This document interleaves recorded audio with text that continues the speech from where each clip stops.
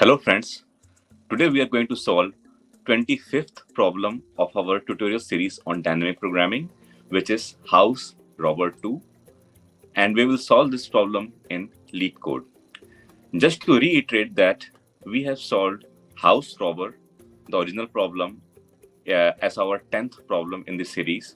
So I strongly suggest that you also go with, you first go with this House Robber problem first when we solved before moving it to House Robber 2.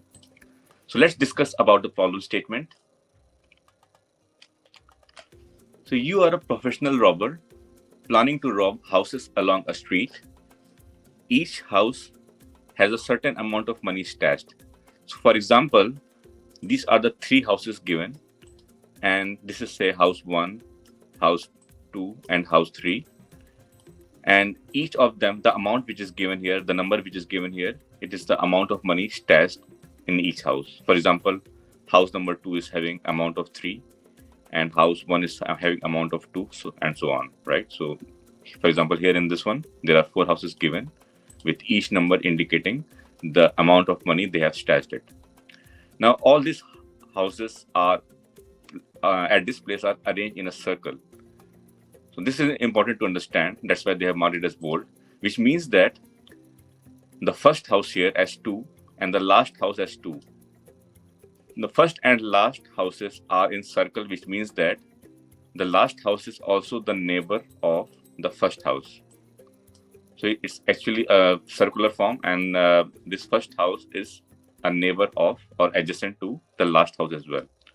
Similarly, in this scenario also, this first house 1, because it's arranged in a circle, so this is also adjacent to the second this house, as well as it is also adjacent to the last house here. So they are forming a circle. That means the first house is the neighbor of the last one.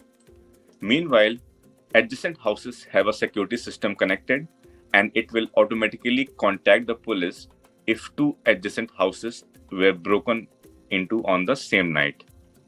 So what it means is that suppose if the robber is robbing this first house, then it cannot rob the neighbor houses because there are security systems installed there, which means that if I'm robbing this first house, I cannot rob the adjacent house, which is 3.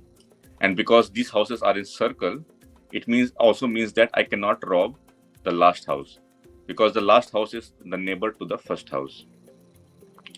Similarly, if I am planning to rob only this house, then I cannot rob either this house or this house, right? Because both are neighbors to this house. So I can only choose this house to rob. Similarly, for here also, it's the same condition that if I'm robbing this house, first house, I cannot rob the house with 2 and the last house because both are neighbor to it.